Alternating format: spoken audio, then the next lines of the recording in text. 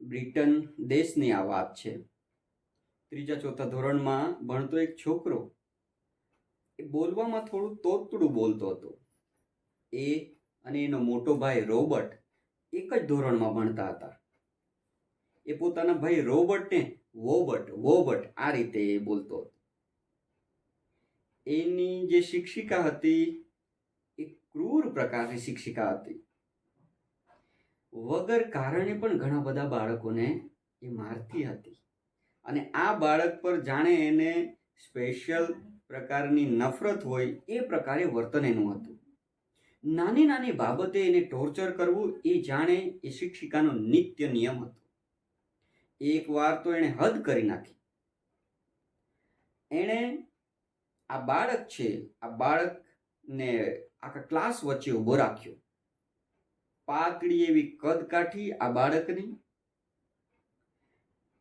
આ શિક્ષિકાએ એનો મોટો ભાઈ છે રોબર્ટ, એ રોબર્ટને બોલાવ્યો, એના હાથમાં નેતરની સોટી આપી અને એને ફરમાન કર્યું કે તારા ભાઈને મારો. રોબર્ટ સ્વમાની હતો.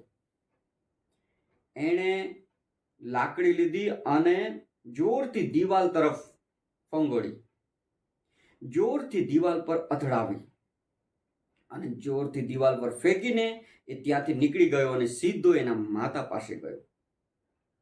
જે કંઈ ઘટના સ્કૂલમાં ઘટી હતી એ બધી જ ઘટના એને પોતાની માતાને કહી.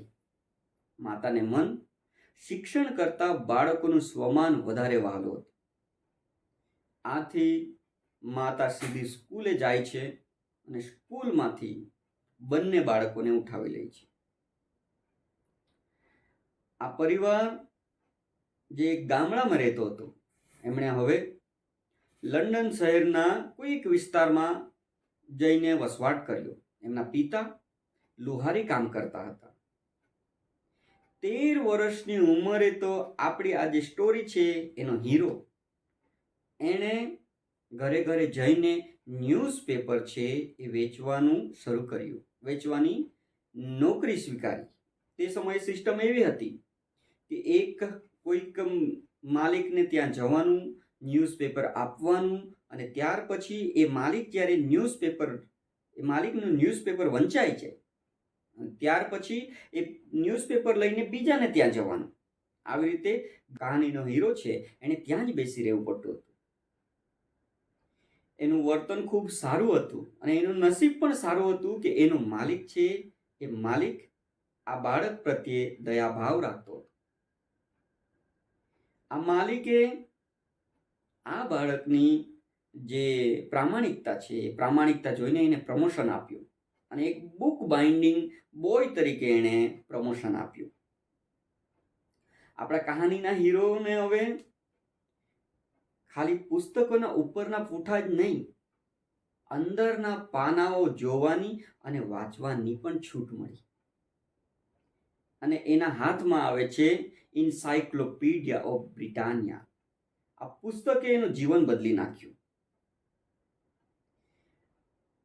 બીજું એક પુસ્તક હતું હિસ્ટ્રી ઓફ કેન્ડલ. આ પુસ્તકે પણ આ બાળકના માનસપટ પર ખૂબ ઊંડી અસર પાડી અને આ બાળકને વિજ્ઞાનમાં રસ પડવા માંડ્યો.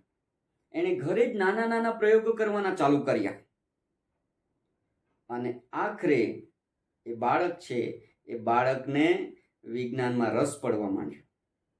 જી હા દોસ્તો, આજે આપણે વાત કરી રહ્યા છીએ માઇકલ ફેરાડેની. નમસ્કાર, સફળતાની સફર આ ચેનલમાં આપણું સ્વાગત છે. આ કહાનીનો હીરો છે માઇકલ ફેરાડે. ઘણા બધા વિદ્યાર્થીઓ માઇકલ ફેરાડેનું નામ જાણતા જ હશે. એક બુક બાઇન્ડર તરીકે એણે પોતાની જીવનની કારકિર્દીની શરૂઆત કરી અને એ હવે ધીમે ધીમે વિજ્ઞાન તરફ આકર્ષાતો જાય છે. લંડન શહેરની અંદર જે કોઈ વૈજ્ઞાનિકનું જો વક્તવ્ય હોય તો એ અચૂક ત્યાં પહોંચી જતો. એ વિજ્ઞાની જે પણ વૈજ્ઞાનિક હોય એનું વક્તવ્ય સાંભળતો અને વક્તવ્ય સાંભળીને એની લેખિત નોંધ રાખતો, અહેવાલો બનાવતો અને અહેવાલો બનાવીને એ જે તે વૈજ્ઞાનિકને મોકલતો હતો. એકવાર સર હમ્ફ્રી ડેવી, તે સમયે ખૂબ મોટું નામ હતું. સર હમ્ફ્રી ડેવીનું વક્તવ્ય કે પ્રવચન છે એ લંડન શહેરની અંદર ગોઠવાયું. આ વક્તવ્ય સાંભળવાની માઇકલ ફેરાડેને ખૂબ ઈચ્છા હતી, પરંતુ એ વક્તવ્ય સાંભળવા જવા માટેની જે ફીસ જરૂર હતી, એમની પાસે ફીસ નહીં હતી. એ ફીના પૈસા ભરી શકે એવી હાલત નહીં હતી. આ સમયે ફરીથી એનો જે ભાઈ છે રોબર્ટ, એ રોબર્ટે પોતાના ભાઈની ફી છે એ ફી પેટે જેટલા પણ પૈસાની જરૂર હતી, રૂપિયાની જરૂર હતી, એ ફીની વ્યવસ્થા એના ભાઈએ કરી આપી. અને આમ આ વ્યાખ્યાન માઇકલ ફેરાડે સાંભળે છે અને એ નોંધે છે, અહેવાલ બનાવે છે, અને અહેવાલ બનાવીને સર હમ્ફ્રી ડેવીને મોકલે છે. સર હમ્ફ્રી ડેવી અહેવાલ જોઈને ખરેખર આશ્ચર્યચકિત થઈ ગયા. અને વિજ્ઞાનની અંદર આટલો ઊંડો રસ ધરાવનાર જે વ્યક્તિ છે એ કોણ છે? એને પોતાની પાસે બોલાવ્યો હતો. એ તો 18, 19 કે 20 વર્ષનો છોકરો હતો. સર હમ્ફ્રી ડેવીએ પોતાના સહાયક તરીકે એને નોકરી આપી. આ નોકરી સ્વીકારીને માઇકલ ફેરાડેના જીવનમાં એક નવો વળાંક આપ્યો. જો કે અહીંયા પણ એને સહાયક તરીકે કામ તો શું કરવાનું હતું? ટેસ્ટ ટ્યુબ સાફ કરવાની હતી, નીચે કંઈક ઢોળાઈ ગયું હોય એ સાફ કરવાનું હતું, પોતું મારવાનું હતું, કચરા સાફ કરવાના હતા, પ્રયોગો છે એ પ્રયોગોના સાધનો સાફ કરવાનું હતું, એ જ કામ હતું. પરંતુ ધીરે ધીરે સર હમ્ફ્રી ડેવીને એમ લાગવા માંડ્યું કે આ બાળકમાં તો ખરેખર પ્રતિભા છે.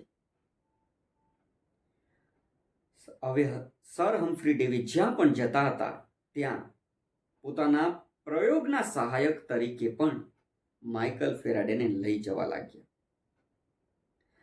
માઇકલ ફેરાડે હવે પૂર્ણ રીતે પ્રયોગના સહાયક તરીકે સર હમ્ફ્રી ડેવી સાથે કામ કરવા લાગ્યા. ધીમે ધીમે સર હમ્ફ્રી ડેવી એમના પ્રયોગોમાં સંપૂર્ણપણે માઇકલ ફેરાડે પર નિર્ભર થવા લાગ્યા. હવે માઇકલ ફેરાડેએ પોતાને અલગથી એક વિજ્ઞાનના શોધક તરીકે હવે માઇકલ ફેરાડે પોતે પણ એક અલગ પ્રોજેક્ટ પર કામ કરવા લાગ્યા હતા. એમની શોધોની જો વાત કરીએ, આજે આપણે માઇકલ ફેરાડેને યાદ કરીએ છીએ એમની શોધો માટે. એમની જે શોધ છે એમાં સૌથી મોખરાની શોધ જો આપણે કહી શકીએ તો તે છે વિદ્યુત જનરેટર. વિદ્યુત જનરેટરનો જે સિદ્ધાંત આપ્યો છે એ માઇકલ ફેરાડેએ આપ્યો છે, અને એટલા માટે જ આજે આપણે આજે વિદ્યુત છે એનો સંગ્રહ કરી શકીએ છીએ અને વિદ્યુતનો ઉપયોગ કરી શકીએ છીએ. થોમસ આલ્વા એડિસને જે વિદ્યુતનો ઉપયોગ કરીને બલ્બ બનાવ્યો અને બલ્બને પ્રકાશિત કરી બતાવ્યો, એના પાયાના સિદ્ધાંતમાં પણ માઇકલ ફેરાડેનો સિદ્ધાંત જ હતો. દોસ્તો, બીજી એમની જે મહત્વની શોધ માટે એમને જે આપણે યાદ કરીએ છીએ એ છે વિદ્યુત વિભાજનના નિયમો. અને એમના જે પાયાના સિદ્ધાંતો માટેની ત્રીજી એમની જબરજસ્ત શોધ છે એ છે શૂન્ય અવકાશી નળીની શોધ, જેનાથી ઇલેક્ટ્રોનની શોધની શરૂઆત થઈ હતી. જી હા દોસ્તો, આ હતા માઇકલ ફેરાડે. જીવનભર એક સાધારણ જીવન જીવનાર આ વ્યક્તિને ખૂબ મોટી ઓફર છે જીવનમાં ઘણી વખત મળતી રહી. એક વખત એમણે રોયલ એકેડેમી ઓફ સાયન્સ, બ્રિટનની જે સૌથી મોટી સાયન્સની જે એકેડેમી છે એના પ્રમુખ પદની પણ ઓફર થઈ હતી, પરંતુ એમણે કહ્યું કે મારું કામ એ જ મારો સંદેશ છે. અને આમ આ જે સંદેશ છે, આ જે વાક્ય છે, એમણે જીવનભર નિભાવ્યું અને એને જીવીને બતાવ્યું. દોસ્તો, આવતા એપિસોડમાં ફરીથી મળીશું નવા વૈજ્ઞાનિક સાથે અને નવી સફર સાથે. અને ત્યાં સુધી મને રજા આપો. Thank you. ધન્યવાદ.